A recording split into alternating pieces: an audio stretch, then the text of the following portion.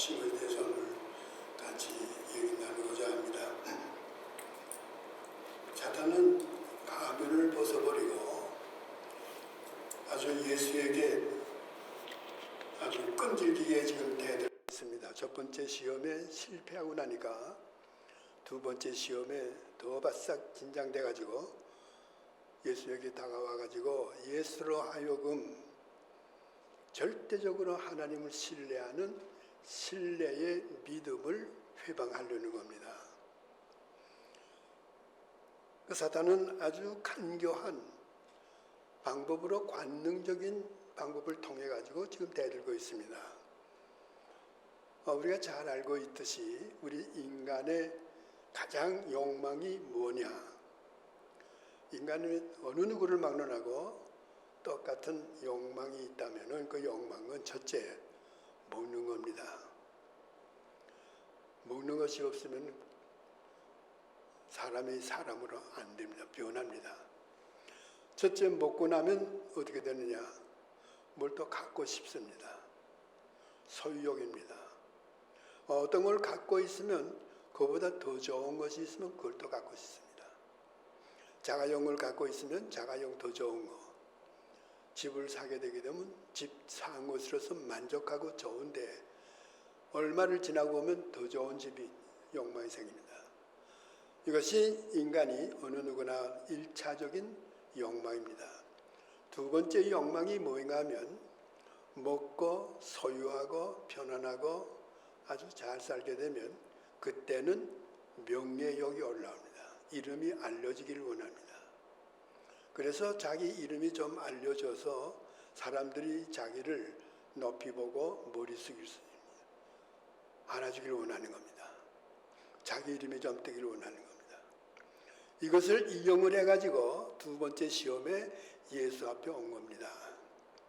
예수 앞에 와가지고 내가 하나님의 아들이지. 너 온 세상 사람들이 지금은 너 모르고 있어. 그러니까 네가 좀 뜨기 위해서 저 성전 맨 높은 꼭대기, 그 당시에는 성전 꼭대기가 제일 높았거든요. 거기서 쫙 뛰어내리라. 뛰어내리면은 성경에 있는 말씀대로 천사들이 내가 하나님의 아들이기 때문에 떨어질 때에 그 자리에 와 있어가지고 너를 발이 돌에 상치 않도록 살짝 잡아가지고 놓으면 그러면 모든 사람들이 널 보고 야 멋있는 사람이로구나. 저 사람 이름이 뭐냐? 예수다. 그 예수 이름도 올라가지 않겠냐? 이걸 가지고 달려온 겁니다. 이름이 내가 알려지기 시작을 한다면은 하나님보다 네 이름이 더 높아질 거다. 이것이 두 번째 시험입니다. 두 번째 시험을 가지고 와서 지금 얘기하는 건데요. 오늘 이것에 대해서 오늘 저희들이 같이 좀 논해보고자 합니다. 첫 번째 시험의 내용입니다. 시험의 내용이 5절, 6절에 나오는 거 우리가 봉독한 말씀 그대로 마귀가 예수를 거룩한 성으로 데려다가 성전 꼭대기에 세우고 네가 만일 하나님의 아들이거든 뛰어내리라. 뛰어내리라는 겁니다. 우선 여기서 우리가 한 가지 본문하고는 조금 관계없습니다만은 짚고 넘어가야 될 것이 있습니다. 이것은 좀 우리가 알아야 될 문제이기 때문에 본문과는 관계없습니다만 얘기를 합니다. 이 시험에 대해서는 마태, 마가, 누가 공관복음에 다 기록이 되어 있습니다. 그런데 마가는 공관복음에 기록이 하지만은 마태와 누가와는 다르게 기록을 합니다. 40일 광야에 나가서 사탄에게 시험을 받았다. 그것까지는 같습니다. 그리고 세 가지 내용의 시험은 쓰질 않았습니다.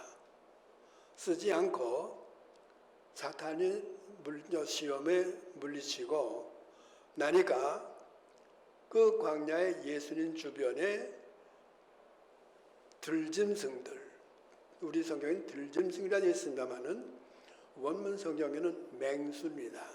사나운 동물들, 맹수들이 예수님 주변에 와서 있고, 그리고 천사가 수종 들었더라 이렇게 되어 있습니다. 그 내용은 또 다른 어떤 기회가 있을 때에 왜 그렇게 썼느냐 하는 것은 말씀을 드리도록 하고, 오늘은 마태하고 누가는 똑같이 세 가지 시험을 똑같이 썼습니다. 근데 첫 번째 시험이 먹는 시험입니다. 요거는 마태도 첫 번째, 누가도 첫 번째입니다. 그런데 오늘 우리가 읽은 마태복음의 두 번째 시험은 예수님을 성전 꼭대기에 올라가서 세워놓고는 뛰어내리라. 이것이 두 번째 들어갔습니다. 그리고 세 번째가 그 시험에서 그 자기가 지니까 세 번째 예수님을 높은 산에 데리고 올라가서 세상 만국을 다 보여주면서 엎드려 나한테 절하라. 그러면 내가 갖고 있는 모든 세상을 통치하는 지배권을 너한테 내겨주겠다. 이게 세 번째입니다. 그런데 누가는 이걸 바꿔놨어요. 누가복음에는 산에 올라가서 세상 만국을 보여주면서 나한테 엎드려 절하면은 그럼 내가 너한테 이 모든 통치권을 주겠다는 것을 누가는 두 번째 쓰고 세 번째 가가지고 성전 꼭대기에서 뛰어내리는 걸 적어줬으나 왜 그랬느냐? 내용은 똑같습니다. 내용은 똑같은데 순서만 바꿔놓은 거예요. 그럼 몰라서 순서를 바꿔놨느냐? 그러면 글을 쓸 때에 조금 착각을 해서 그랬냐? 아닙니다. 마태하고 누가가 그 관점이 조금 차이가 있습니다. 어떤 차이가 하게 되게 되면 마태는 예수님께서 중요한 일을 행하실 때는 산에서 하는 걸 기록을 합니다. 산에 올라가서 기도하실 때 산에 혼자 올라가서 이렇게 해서 산에 올라가서 하신다는 그 얘기를 14번을 써줍니다. 마태복음 28장 가운데. 그런데 누가가 쓰고 있는 성전 그 성전에 대한 얘기는 마태는 6번밖에 성전에 대한 얘기를 쓰질 않아요. 그럼 뭘 말하는가 하게 되면 메시아로서 오신 예수가 주로 어디서 큰 일을 하셨느냐. 산삼복음 가르칠 때에 산에 올라가서 가르칩니다. 예수님께서 변모해서 변화된 사건도 변화산입니다. 마태복음 28장에 가게 되게 되면 예수님께서 부활하신 후에 제자들에게 얘기합니다. 너희들이 내가 예정해서 내가 얘기한 갈릴리로 올라가서 그 산에 가라. 내가 그리로 가겠다. 그래서 제자들을 갈릴리 산에다가 높은 산에다가 집합시켜 놓고 마태복음 28장 마지막에 내가 분부한 모든 것을 너희가 아버지 이름과 아들의 이름과 성령으로 세례를 주고 가르쳐 지키게 하라. 내가 세상 끝날까지 너희와 항상 같이 있으리라. 이 말도 산에서 한 얘기입니다. 그러니까 마태는 뭐인가 하게 되면 중요한 하나님의 아들로서 중요한 일을 할 때가 산에서 주로 했습니다. 그런데 누가는 그 반대입니다. 누가는 예수님께서 일생을 보게 되게 되면 예루살렘에 올라가서 예루살렘의 바리새인들과 서기관들과 제사장들과 이 사람들하고서 대항을 해서 메시아 성격을 자꾸 나타냈기 때문에 마지막에 세상 돌아가시는 십자가 달리실 때도 예루살렘입니다. 그래서 메시아로서의 일을 하시는 것이 예루살렘을 중심으로 해서 했다는 것을 누가는 그걸 중심으로 듣기 때문에 예루살렘 성전에서 메시아 일을 하신 것을 누가복음 24장 가운데 14번을 써줍니다. 그런데 마태는 6번밖에 안 써요. 그러니까 누가는 14번을 기록하고 예수님께서 한적한 산으로 올라가서 하는 얘기는 누가는 8번밖에 기록 안 합니다. 이 차이입니다. 그러니까 예수님께서 메시아의 일을 하시는 것이 성전이 중심이었었느냐 아니면은 마태처럼 산에서 중심이었었느냐. 그래서 마태가 오늘 우리가 마태복음 보기 때문에 마태가 얘기한 거는 성전 꼭대기에 올라가서 뛰어내리라는 걸 두 번째 써주고 산에 올라가서 세계 만국을 다 보여주면서 나한테 엎드려 절하라 하는 거는 맨 마지막 세 번째 써준 겁니다. 이것을 우리가 좀 참고로 알아두시기를 바라고. 그런데 오늘의 시험의 내용으로 보게 되게 되면 가장 인간의 중요한 그 메시아성에 관해서에 대해서의 하나님의 생각과 하나님의 마음과 하나님의 예정하는 것과 그리고 인간들이 생각하는 것과 인간들이 갖고 있는 소망이 다릅니다. 차이가 있습니다. 오늘 이 마귀가 예수님 앞에 와가지고서 하는 것은 이 두 사이를 왔다 갔다 하면서 예수님 앞에 온 겁니다. 예수님은 메시아 사건을 어떻게 보느냐? 마귀가 얘기하고 있는 식으로 보질 않고 있습니다. 사람이 보는 시기로서 보질 않고, 하나님은 메시아는 이름 없이 빛도 없이 세상에 와가지고 만인의 죄를 대신 지는 겁니다. 그러기 위해서는 만인이 살고 있는 그 어려움과 고통과 고난을 실질적으로 몸을 가진 사람으로서 세상에 오셔가지고 체험을 다 합니다. 다 체험을 하면서 그것을 이런 죄악된 세상의 사실을 알아가지고 그 잘못된 것을 예수님이 혼자 다 들머지시고 하나님 앞에 죄의 용서를 구하는 대속의 제물로서 희생을 하면서 이 사람들을 구원시키고 하나님의 백성으로 창조하는 일을 하시는 것이 이것이 하나님의 생각이고 하나님의 예정입니다. 예수가 이걸 알고 있는 겁니다. 그런데 당시의 사람들은 어떻게 되느냐? 당시의 인간들이라는 것은 예루살렘 중심으로 한 유대인들입니다. 이스라엘 백성입니다. 이들은 예루살렘을 중심으로 한 종교 지도자들, 바리새인, 서기관들, 또 제사장급, 이 사람들은 뭐인가 신학자들입니다. 아주 철저한 하나님에 대한 그 종교를 갖고 있는 그런 분들입니다. 또 철저히 교회를 본다게 되면 교회의 지도자들급입니다. 근데 이 사람들은 어떻게 봤느냐? 이 사람들은 메시아가 사람이지만은 초인간의 능력을 가지고 슈퍼맨과 같은 거 이런 사람이 돼가지고 힘을 가지고 나타나가지고 당시에 유대 나라를 와서 통치하고 있는 로마 사람들을 가서 무찔러가지고 아주 완전히 정말 초인간으로서의 대단한 능력을 가지고 무찔러서 가서 그 로마를 물리치고 난 다음 이스라엘 백성을 유대 나라를 세계에서 제일 우뚱가는 나라로 올려 세우고 나머지 온 세계에 있는 나라는 유대 나라의 밑에 있으면서 유대 나라를 바라보는 이러한 슈퍼맨, 엄청난 능력을 갖고 있는 사람, 이런 사람이 메시아라는 걸 알고 있는 겁니다. 이런 사람이 메시아다. 때문에 이런 사람을 기다리고 있는 겁니다. 이것이 유대인들의 전통적으로 내려오는 메시아관입니다. 사탄이 이걸 이용한 겁니다. 너희 종교 지도자들, 너희 지금 현재 민족들, 너희 모든 사람들이 메시아라 하게 되게 되면 이런 슈퍼맨과 같은 이런 사람으로서 놀라운 힘을 가진 이런 사람을 원하지 않냐. 그러니 내가 그 일을 하라 이거예요. 내가 하나님의 아들 아니냐. 내가 그 일을 하기 위해서 성전 꼭대기에서 한번 쫙 멋있게 뛰어내리라는 거예요. 성경에 써 있지 않느냐. 성경의 시편 91편에 가게 되게 되면 하나님께서 천사들을 하나님의 사자들을 보내가지고 그 사람을 보호하고 지켜준다고 그러지 않았냐. 그리고 그 사자가 발에 돌에 부딪히지 아니하도록 붙들어 준다는 그러지 않았냐. 그렇게 되면 어떻게 되느냐.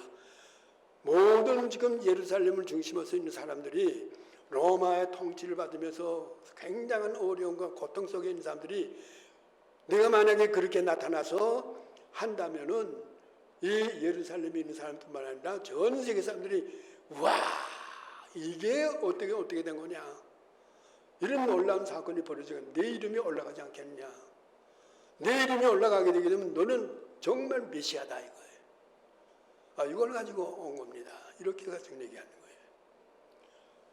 여기 다 넘어갑니다.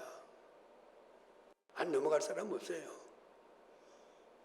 그런데 그 뒤에는 뭐가 되면, 사탄의 간교한 계교는 뭐가 되면, 내 이름이 올라가면 하나님의 이름은 떨어진다 이거예요. 하나님 이름보다 내 이름이 올라간다는 거예요. 이게 감춰놓은 겁니다. 이거에 많은 사람들이 넘어갑니다. 오늘날 한국 기독교 150년 가까운 역사를 가지고 있는데, 과거에 우리 교회 지도자들도 거의가 많은 사람들이 여기에 넘어갔어요. 이름은 많이 올라갔습니다. 이름은 엄청나게 올라갔죠. 근데 그 뒤가 문제입니다. 그런데 여기에서 우리가 한 가지 알아야 될 것은, 시편 91편을 사탄이 그걸 성경 말씀을 가지고 와서 지금 예수한테 시험을 하거든요. 그러면 시편 91편은 어떻게 쓰여져 있느냐? 시편 91편에는 성전 꼭대기에서 뛰어내리라는 말은 없습니다. 시편 91편이에요. 근데 사탄은 지금 예수한테 시편 91편 11절의 얘기를 가지고, 10절, 11절, 12절 얘기를 가지고 와서 시험을 하거든요. 그런데 그 시편 91편 1절에서부터 끝절까지는 성전 꼭대기에서 높은 데 뛰어내리라는 말은 없습니다. 그런데 사탄이 걸린 거예요. 인기를 올리기 위해서. 그래서 11절에 가게 되게 되면, 그 91편 11절에 가게 되면, 저가 너를 위하여 사자를 명하여, 하나님이 내가 그런 놀라운 일을 하게 되게 되면 하나님께서 너를 높이기 위해서 하나님의 사자, 천사들을 명해서 너한테 내려본다. 명하여 내 모든 길에 너를 지키게 하심이라. 이렇게 되어 있습니다. 그런데 사탄이 그 전에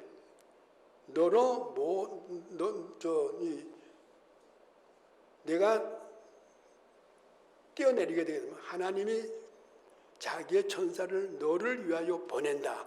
그거지는 썼습니다. 그거 이용했습니다.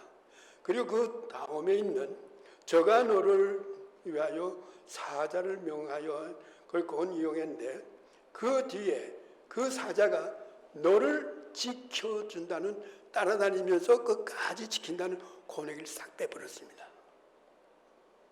그 얘기는 빼버렸어요. 그리고 보행하게 되게 되면 발이 돌에 부딪히지 않도록 너를 지키신다. 그 얘기를 갖다 썼습니다. 묘하게 사탄이 그 시편을 이용하면서 예수한테 직접 와서 한 얘기는 닐 건 닐고 뺄 건 빼고 없는 건 갖다 닐고 이래가지고 나온 얘기입니다. 이 성경을 우리가 볼 때는 그런 걸 잘 찾아볼 때에 이게 어떻게 되었구나 이걸 알게 되는 겁니다. 이 말은 뭐인가 하게 되면, 사탄이 무슨 말인가 하게 되면, 예수한테 와가지고 성경에 써 있지 않느냐, 하나님의 영에 이거에서 쓰여진 말이 시편 91편에 나온 거 보게 되게 되면, 내가 높은 데서 뛰어내린다거나 위험한 일을, 수포맨과 같은 일을 하게 되게 되면 하나님이 너를 보고 사자를 보내서 너를 지키게 한다. 그러면 내가 그 일을 할 때에 그 사자들이 내가 높은 데서 떨어지면은, 이건 보통 사람이 떨어지면 죽는다. 그런데 그 사자가, 하나님이 보내준 사자가 내가 떨어질 때에 그 자리에 있으면서 너를 붙들어 가지고 발이 돌에 탁 부딪히지 않도록 사뿐하게 받아줘 가지고 내가 슈퍼맨으로 되게 되면 내 이름이 얼마나 높아지겠느냐. 내 이름 높아지고 많은 사람들이 너를 중심해 가지고 쫙 모여들 테니까 그 일을 하라 이거예요. 그 일을 하게 되면 어떻게 되느냐. 사탄은 하나님하고 예수하고 갈라놓는 겁니다. 갈라놓는 거예요. 그래서 사탄이라는 건 디아블로스라고 얘기를 해요. 사탄의 이름이 디아볼로스인데, 디아볼로스는 뭐냐? 쉐기입니다. 큰 바위를, 이걸 다이너마이트 아니면은 터치지 못해요. 그런데 거기다 구멍을 뚫어가지고, 구멍을 여러 개 뚫어가지고 거기다가 못을 박아놓고, 못 아니면 옛날에 못이 없으니까 그 나무 꽂입니다. 받아놓고 매일같이 거기다 물을 줍니다. 매일같이 물을 주면은 바위가 쫙 갈라져요. 요거 쉐기라는 거. 구멍 뚫어서 쉐기 박는 것을 디아볼로스라고 그래요. 사탄은 이 짓을 합니다. 갈라놓는 짓을 하는 거예요. 갈라지게 하고 싸우든지 기쁘든지 좋든지 나쁘든지 간에 갈라놓는 것은 사탄입니다. 그래서 사탄이라는 것은 디아볼로스, 하나님하고 이 예수하고 갈라놓기 위해서 이런 말을 가지고 와서 한 겁니다. 이 말에 대해서는 우리 사람들이 설것한 얘기입니다. 얼마나 좋은 얘기입니까? 하나님과의 관계는 뒷전으로 하고 높아지는 겁니다. 중세 기독교가 종교개혁하기 전에 천주교가 바로 그겁니다. 교황이 있습니다. 교황이 제일 위에 있습니다. 교황이 있고 그 밑에 주기경이 있습니다. 그 다음에 대주교가 있습니다. 그 다음에 주교가 있습니다. 그 다음에 기독교가 있습니다. 이게 뭐인가 하면은 로마 정권입니다. 로마에 황제가 있습니다. 황제가 있고 원로원이 있습니다. 그리고 총독이 있습니다. 그리고 지방장관이 있습니다. 그리고 세계 각국의 백성이 있습니다. 그래서 지금도 천주교는 로마 캐톨릭이지 그대로 캐톨릭이 아닙니다. 캐톨릭이라는 것은 유니버셜이에요. 세계적인 것, 우주적인 그것을 캐톨릭이라고 합니다.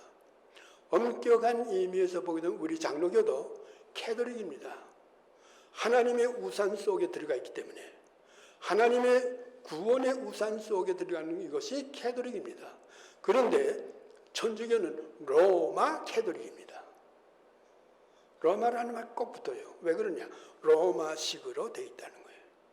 황제, 원로원, 그 다음에 지방총독, 교황, 추기경, 대주교, 그 다음에 주교. 그래서 천주교를 로마 정권과 똑같이, 세상 정권과 똑같이 조직되어 있다고 그래서 로마 캐톨릭이라고 해가지고 저희가 그 종교개혁한 마틴 루터 이런 것을 가지고 종교개혁을 한 겁니다. 아니다. 그때까지만 하더라도 교황은 어디 자리에 예수님 위에 올라가 있습니다. 성경 위에 올라가 있는 것이 교황이에요. 교황 무엇을 올립니다. 교황이 말한 것은 절대로 과거 없습니다. 그래서 교황이 올라가 있고 예수가 밑에 들어가 있고 성경이 밑에 들어가 있고 하나님이 그 밑에 들어가 있습니다. 이것이 사탄이 와서 그 시험한 그겁니다. 많은 사람이 여기 넘어갑니다. 먼저 한 3, 4일 전에 제가 잘 알고 있는 분이 저한테 그 메시지를 보낸 것이 있어요. 뭐 중요한 것이 있는가 하게 되면 한국 사람의 행복과 불행에 대한 표본 조사를 했습니다. 이틀 전에 저희 집에 또 손님이 왔기 때문에 그 손님한테도 이 얘기를 한 일이 있습니다. 그 표본 조사에 보니까 한국 사람이 지금 현재 조그마한 나라인데 일리노이 주보다도 작은 나라인데 5,300만이 살고 있습니다. 이 5,300만 인구 비례로 해가지고 세계에서 제일 1등 5,300만 인구를 가지고 인구 비례로 따졌을 때 제일 1등으로 되는 것이 몇 개가 있느냐? 얼마가 있을 것 같습니까? 저한테 보내준 자료를 보면 33개가 있어요. 엄청난 33개가 한국이 세계에서 제일 1등입니다. 이걸 나눠보니까 행복한 것에 대해서 많고 그 다음에 불행한 것에 대해서 두 가지를 갈라져 있더라고요. 그것을 우선 행복한 거 보게 되게 되면 어떤 것이 있는가 하게 되면 한국의 식당이 세계에서 제일 많답니다. 카바레, 바하고 카바레, 나이트클럽 먹고 술 먹고 춤추고 뛰어노는 거, 이것이 세계에서 제일 많답니다. 그리고 무엇이 많느냐? 옷가게하고 신발가게가 제일 많답니다. 어디 보가지고 내가 이렇다 하는 걸 나타내는 거예요. 그러니까 인구 비례적으로 볼 때 세계에서 엄청나게 뛰어나게 많다는 거예요. 자가용차 소유가 딴 나라에 비해 가지고 한국이 제일 많답니다. 그리고 어린 아이 때부터 시작을 해서 대학원까지 해외 유학 보내가지고 해외에서 공부시키는 그 숫자가 한국 사람이 제일 많답니다. 세계에서 제일 1대1이에요. 공무원 숫자가 한국 사람이 전 세계 국가에서 제일 많답니다. 공무원이. 인구 비례로 따져가지고 국회의원이 제일 많은 나라가 한국이랍니다. 국회의원 가운데 전과자로서의 기록을 갖고 있는, 전과의 기록을 갖고 있는 국회의원 숫자가 제일 많은 데가 한국이랍니다. 음식 소비량이 제일 많고, 술 제일 많이 마시고, 담배 제일 많이 피고, 이 모든 게 다 이게 세계에서 최고라는 거예요. 그러니까 먹고 놀고 뛰고 K-팝 춤추고 이런 겁니다. 이런 거 보니까 이게 전부가 다 이게 뭐인가 하면 자기 기분에, 자기 흥분에 여기에 관계되는 거예요. 그런 불행한 것은 뭐냐? 불행한 것은 암으로 죽는 사망률이 한국이 제일 많답니다. 자동차 사고로 죽는 사망률이 제일 많답니다. 제가 일본서 공부만 할 때만 하더라도 일본에서 자살률이 세계에서 제일 높았거든요. 그래서 일본 사회학에서는 그 자살 문제에 대해서 굉장히 그 신경을 썼다는데, 근데 지금 현재 한국이 세계에서 자살률이 제일 많답니다. 제일 높답니다. 청년 실업자가 최고입니다. 대학 졸업자가 취직을 못해가지고 빈둥빈둥 놀고 있는 대학 졸업자가 제일 많답니다. 그리고 한 가지 더 남아 있습니다. 한국의 교회, 사찰, 이 절간, 이것이 세계에서 최고랍니다. 좋은 것과 나쁜 것의 중간에 있는 교회가 어느 위치에 서 있느냐. 이것이 모행하게 되게 되면 사탄이 이런 것을 이용을 해가지고 오기 쉬운 방법의 그 제공입니다. 이것이 사탄이 성전 꼭대기에서 뛰어내리려는 그겁니다. 자, 예수님이 여기에 대해서 어떻게 했느냐.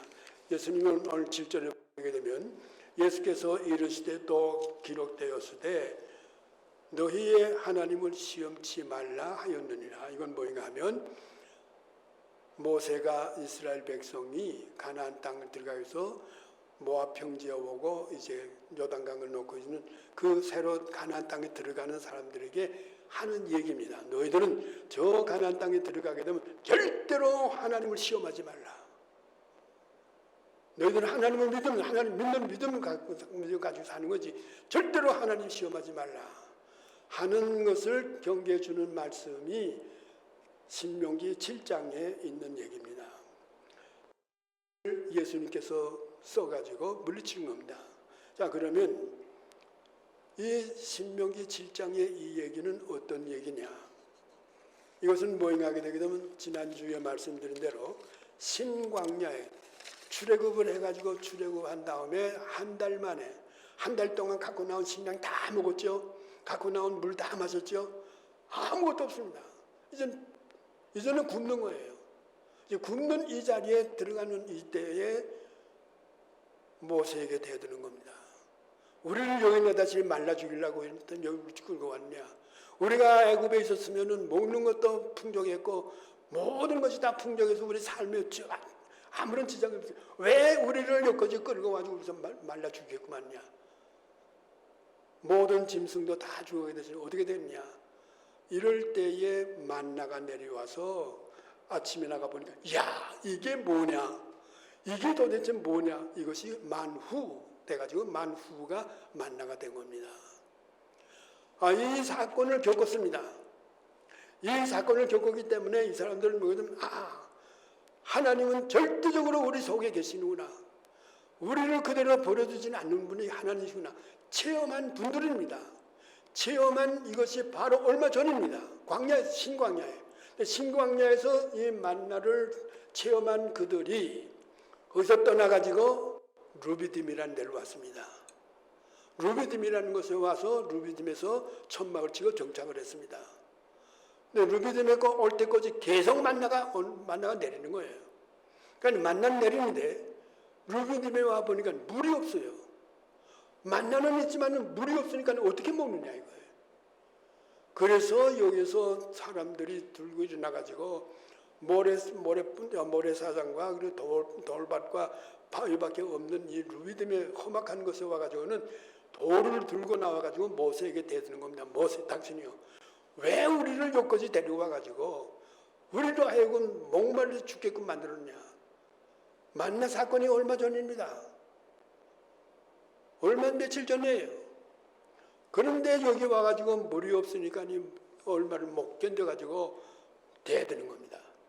대들면서 뭐인가 하든 모세에게 돌로 치려고 그러니까 모세가 하나님 앞에 기도합니다. 하나님 어떻게 하시겠습니까? 저들이 지금 돌로 날 치려고 하니 지금 현재 물이 없으니까 이 소도 물이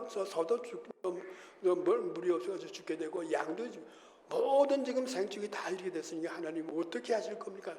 그럴 때 하나님께서 내가 갖고 있는 지팡이가 있지 않냐, 이 지팡이 가지고 저 언덕 위에 있는 바위를 가서 치라. 바위를 치게 되면 거기서 물이 나올 것이다. 그래서 모세가 가가지고 그 지팡이로 그 바위를 쳤을 때 물이 쏟아져 나왔습니다. 자, 우리는 그저 그런 식으로만 우리는 얘기를 듣고 있습니다. 성경에서 나오는 거 알고 있습니다만은 지금 현재 거기에 나와 있는 게 어린아이부터 노인까지가 220만 내지 230만입니다. 한 사람이 물 한 병씩만 마신다 하더라도 230병이 있어야 돼요. 하루에 한 사람이 한 병만 마십니까? 엄청난 양의 물이 나온 겁니다. 물이 쏟아질 때 그러면 이 사람들이 어떻게 하는가? 230여만 명이 되는 사람들이 왕 뭐를 들었지 않겠습니까? 저는 그런 광경을 생각할 때 하나님이 이런 광경을 보시고 우리 인간을 어떻게 보시겠냐? 그 속에 한 사람이 바로 우리입니다. 오늘날 우리가 그 속에 한 사람이에요. 그러면서 거기에 얘기가 나오는 거 보게 되게 되면 그들이 나올 때 뭔가 그 신명기 6장에 그 9절 7절에 가게 되면 그가 그곳의 이름을 마사라 또는 무리바라 불렀으니 이는 이스라엘 자손이 다투었으며 다투었다는 거예요. 저들끼리 다툰 게 아니라 하나님께 대해서 다툰 겁니다. 또 그들이 여호와를 시험하여 이르기를 여호와께서 우리 가운데 계신가 하였더라. 며칠 전에 얼마 전에 만나 사건에서 하나님이 계신 걸 체험을 했는데 그런데 지금 여기 와가지고 여기서도 하나님이 계신가 시험했다는 거예요. 이걸 들어가지고 모세가 요단강 가까이 와가지고 이제 건너갈 그 이세 사람들에게 절대로 너희들은 저기 가가지고 하나님 시험하지 말라는 거예요. 여기엔 거의 다 넘어갑니다. 저도 젊었을 때에 아주 이런 시험에 몇 번이고 넘어갔습니다. 몇 번이고 이런 걸 당했는데 그때는 참 저 사파란 그 해병대 중위 이성걸 중위 하늘로 올라가듯이 올라갔죠. 그런데 그것이 정말 그거냐? 아니에요. 하나님의 뜻이 아닙니다. 하나님의 뜻이 아니에요. 철저히 깨달았습니다. 나중에 모든 사람들이 여기 다 넘어갑니다. 종교가 하나님을 믿는다고 하지만 철저히 하나님을 믿는 믿음에서 벗어나가지고 세상적으로 흘러갈 때는 세상 종교가 되고 마는 겁니다. 아브라함의 믿음의 조상이라는 얘기는 뭐냐면 모리아산에 내 사랑하는 독자 외아들, 내가 그렇게 사랑하는, 내가 25년 동안 사랑해온 그 일을 데리고 가가지고 죽여서 각을 떠서 나한테 번제로 드리라. 그것까지는 다 갈 수 있어요. 그런데 실질적으로 아브라함이 믿음이라는 건 어디냐? 그 얘기는 절대 불가능한 일이지만은 항모예요. 그것도 뭐이거든 이삭에다가 장작을 지어가지고 그것이 간 겁니다. 가가지고 묶어놓고 칼을 들어서 자기 아들 죽이려고 칼을 들어가지고 내리치려 그때야 하면 아브라함아, 내가 이제야 나를 믿는 믿음이라는 걸 내가 확실하다. 이게 믿음입니다. 우리가 이 믿음을 가지고 이 믿음 가지고 살아가는 겁니다. 정말 우리가 이 믿음을 갖느냐 이거. 오늘 시험이 바로 이겁니다. 그래서 예수님께서는 성전에 올라가 뛰어내리라 할 때에 그때에 가장 그 위험한 때죠. 정말 인간적으로 보게 되면 그 먹는 문제에 대해서의 시험보다도 더 어려운 실정이 지금 현재 예수는 들어간 겁니다. 그러나 예수는 뭐냐면 그게 아니다. 나는 복음이 문제다. 복음은 뭐냐? 만인의 죄를 계속해서 지고 가기 위해서 내가 가난한 자들, 어려운 자 속에, 고통 속에 그들과 똑같이 되어가지고 그들이 천대받을 때 나도 천대받고 그들이 미움을 받을 때 미워할 때 나도 미움을 받는다. 이것이 복음의 길입니다. 이것이 하나님이 원하시는 보실 때에 하나님 내가 인정 나를 믿는구나. 그때 인정하는 겁니다. 세상 사람들이 가는 길, 영광스러운 길, 칭찬받는 일, 잘했다 하는 일 이런 것으로서의 이름이 올라가고 높이 올라간다는 그것으로서의 하나님이 너 참 잘했다. 그런 건 아니라는 겁니다. 이게 복음의 길이 아니라는 거예요. 예수의 길이 그게 아닙니다. 그래서 사탄이 와서 네가 하나님의 아들이거든. 쉽게 넘어가기 쉽죠. 예수는 하나님의 아들이라고 하나님 분명히 너는 내 사랑하는 독자 오직 하나밖에 없는 그 독생자라는 것까지 다 확인해 줬어요. 확인해 줬는데 예수님은 뭐이기 때문에 그걸 알았죠. 알았지만 나는 하나님의 아들인 것만 틀림없다. 그러나 나는 그 하나님의 아들이 아니다. 나는 메시아로서의 하나님의 아들이다 이거예요. 메시아로서의 하나님의 아들이지 놀라운 일이나 행하는 기적이나 행하는 이런 높아지는 그런 하나님의 아들은 아니다. 이게 예수의 믿음입니다. 이 믿음을 우리가 본받고 신앙생활한다는 것이 오늘날 우리의 신앙생활입니다. 이 메시아로서의 하나님의 아들, 죽고자 하면 살 것이고 살고자 하게 되면 죽어서 형편이 된다.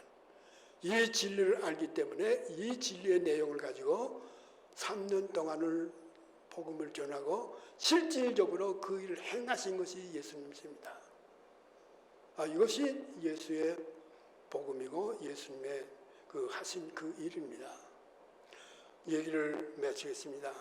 신앙이라는 것은 타협도 아니고 그리고 변조시키는 것도 아닙니다.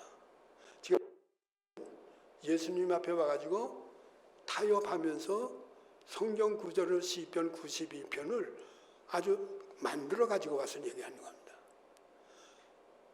신앙이라는 것은 이 강단에서 말로 잘해가지고 교인들의 마음이나 잘 들떠 만들고 그리고 교인들하고 말해서 참 멋있다.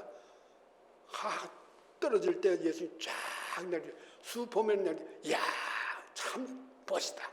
이런 식의 얘기를 해서 이런 식의 신앙을 끌어들이는 거 이게 복음이 아닙니다. 예수의 메시아로서의 하나님의 아들로서 걸어간 그 길이 이것이 복음입니다. 오늘날 우리들이 이러한 사실을 알아가지고 두 번째, 시험에 오늘날도 사탄은 우리에게 와서 시험해 옵니다. 어느 누구에게도 시험합니다. 너 한번 이름 날려보라. 너 한번 내가 잘했다고. 너 참 그 사람 참 잘했다. 이런 칭찬 한번 들어보라. 이거는 참 참기 어려운 이런 이 시험입니다. 우리의 오늘날 시험은 성전 꼭대기라든가 높은 산에서 뛰어내리라는 이런 것은 아닙니다. 이렇게 오진 않아요. 그러나 너 한번 이름 날려가지고 아무 누구누구 이거 이런 이름 좀 들어보라 이거예요. 저는 이것을 몇 번이고 시험 당했습니다. 넘어갔어요.